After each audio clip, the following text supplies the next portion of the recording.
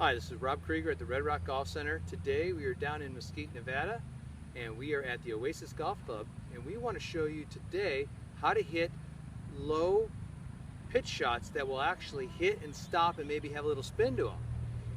It's a little bit more technical than for some of you as you try to just get the golf ball up, but you got to be very careful as you strike this because there's a couple things that we do a little differently than a normal pitch shot.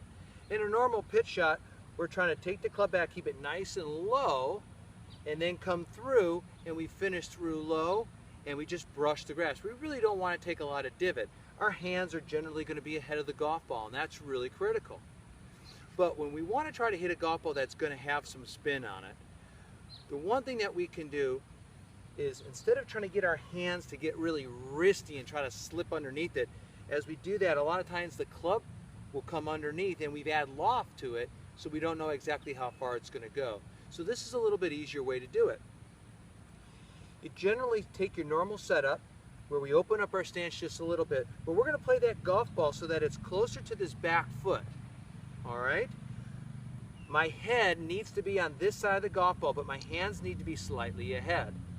And as I come through, I may only take the club back to here. I'm not really going to set my hands a whole lot, but what I want to do is I want to take it back, and then I'm going to actually come through, and as my hands are leading, I'm trying to get this club to slide underneath and catch the back of the golf ball and hit the grass in front while I keep my hands low even though my shoulders are up and they're in this direction.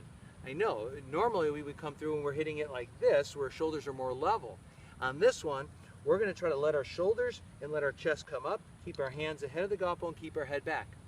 As you practice this, you may hit a few chunk shots. You may hit a little bit behind it, or maybe even catch a few of them thin.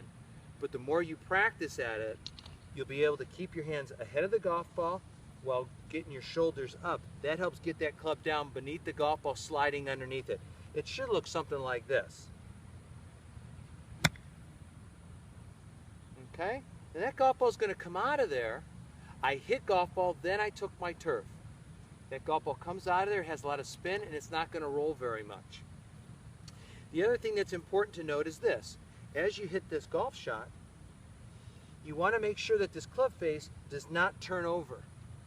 Once this club head starts to turn over, that's going to add some side spin and make that golf ball roll. So we want to make sure as we come through, we're not only coming through it, but keeping that club face so it's going to the sky, even though our hands are ahead of it. Let's try it one more time. Go back, like that.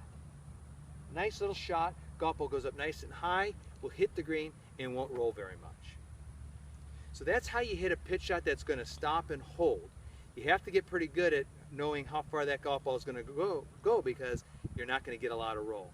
So practice it with a sand wedge, practice it with your 60-degree wedge, practice it with your gap wedge, or even a pitching wedge. So that's how you hit a pitch shot that should hold the green.